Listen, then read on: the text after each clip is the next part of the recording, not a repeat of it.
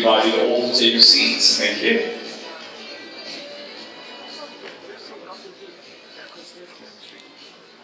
A very good morning, Your Majesty, Your Royal Highnesses, Excellencies, ladies and gentlemen. Welcome to the International Conference on Cohesive Societies, or ICCS, 2019. Now, many of you have traveled from far and wide to join us here in Singapore for this conference. Let's begin this conference, ladies and gentlemen, by welcoming each other with a big, big round of applause. Thank you for being here in Singapore. Thank you. We are proudly your MCs for the day. I'm Ravi Nadesan. And I'm Glenda Chong, and we will be your hosts for today. With the theme, Many Communities, One Shared Future, the ICCS offers a platform for conversations on forging stronger interfaith understanding and developing new ideas to foster greater harmony in societies. This conference comes at an especially urgent time for dialogue and collaboration. Greater interconnectedness makes societies more vulnerable to misinformation, intolerance, and divisive views. Solving the challenges to social cohesion is a continual effort that requires our collective action and commitment. So without further delay, let us now watch the ICCS video. We may look different, speak differently, and hold different beliefs and opinions. Yet we all share hopes and dreams for the future.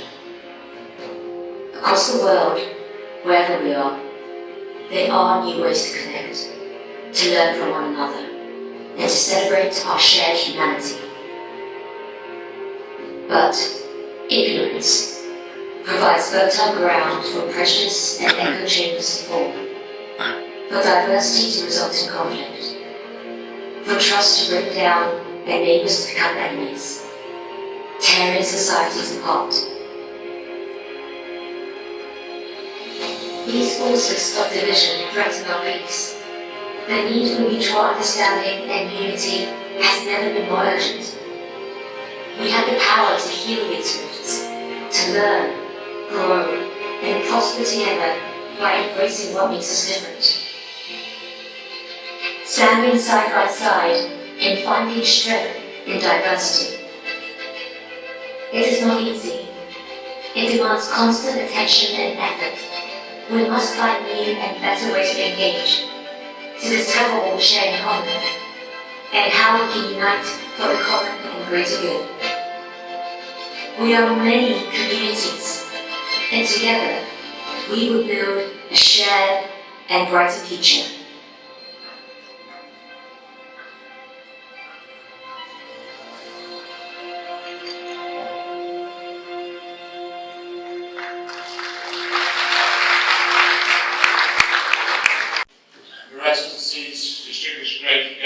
Thank you so much for having me here today. I am delighted to be back in Singapore. Madam President, I deeply appreciate your invitation to this important conference because the dynamism that I see here is urgently needed to tackle the world's single most important threat, the attack on integrated harmony, mutual respect, and trust. And I say single most because every global challenge in this 21st century demands we resist hatred and exclusion. Economic growth, peacemaking, protecting the environment, global security, inclusive opportunity, all these critical goals require that we cooperate and combine our strength to our common benefit. After the recent murderous attacks on houses of worship in Christchurch and Sri Lanka, after so many terrorist actions around the world, who hasn't seen the evil that extremists will do to drive us apart? But we must also see clearly the tremendous power we have as a united world to defeat these evils and secure the future our peoples deserve. My friends, the vast majority of people on earth are members of a spiritual community. Each has its own traditions and convictions, but our world religions also have something profound in common: the commandment to show compassion and respect for others. Such values are at the heart of my faith, Islam. For Muslims, the compassion is among the beautiful names of God. For the Quran says, "Call upon God," or "call upon the most merciful." Whichever you call upon, unto him belong the most beautiful names. In his compassion and mercy, God requires that we in turn show mercy and compassion, respect others, and live in peace. These core Muslim teachings and values are at the heart of my work for mutual understanding. And I'm joined by 1.8 billion other Muslims who live and work in partnership with their neighbors to create a better world. So those who preach a hate-filled message about Islam are distorting our religion's great heritage of teachings. And whether this hate speech and violence is perpetrated by the opposite of Islam, the Khawarij, or by extremist Islamophobes, it is a threat to all humanity. And the fact is, to love one's neighbor is not just an idea. It is the golden rule that enables all of us to live side by side, to look beyond ourselves, and to achieve what we can only achieve in common. We need to defend this global social cohesion with all our might. And allow me to suggest 3 areas of special attention. First, let us gather our forces. The billions of people on earth who seek peace and harmony. Now, I'm pleased that 2 Jordan initiatives, the Highline Message and the Common Word, have inspired positive exchanges worldwide. Jordan also sponsored a UN initiative, the annual World Interfaith Harmony Week, to encourage far-reaching dialogues of mutual respect. And I congratulate Singaporeans for their sterling participation over the years, with a wonderful focus on young people. A second priority must be to take advantage of the tools of the modern world. Now, extremists have manipulated today's global connectivity to plot, recruit, arm, and publicize their dark atrocities. We must do better.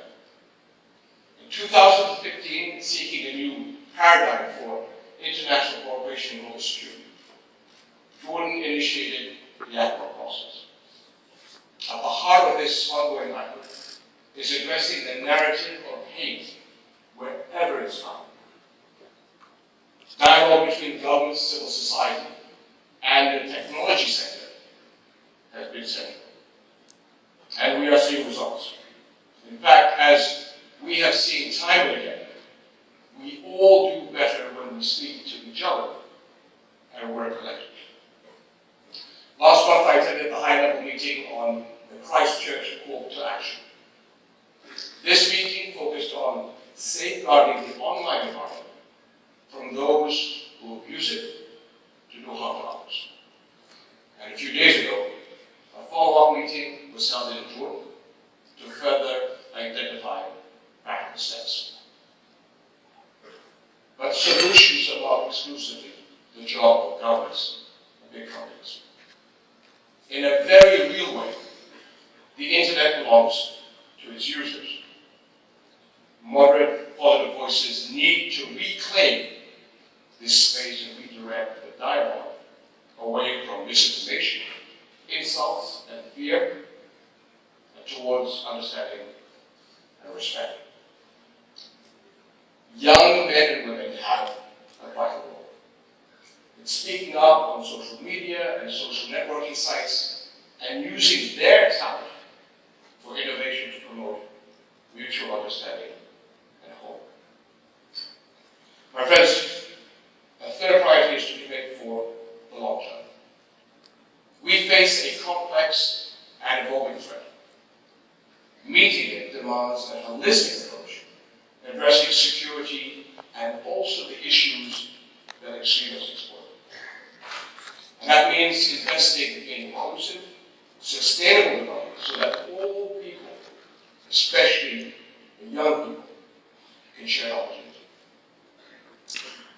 Fighting the war of ideas, combat divisive ideologies, and they're responding to the world's unprecedented refugee crisis. We must also help resolve conflicts, especially the core crisis of my region, the long denial of Palestinian state.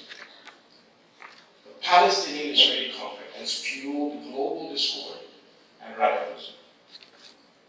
We all need a lasting peace, meeting the needs of both sides, a viable, independent, sovereign Palestinian state on the 1967 lines with East Jerusalem as its capital, but living side by side with Israel in peace and security. And we must safeguard Jerusalem, a holy city to billions of people around the world. As hashtag custodian of Jerusalem's Islamic and Christian holy sites, I am bound by a special duty. But for all of us, Jerusalem should be and must be a unified city of peace. My friends, people speak these days about the challenges facing multicultural societies. The truth is, we are all part of the one great multicultural society that is our world. So your work here together can help all humanity thrive, and I wish you every success. Thank you. Thank you very much.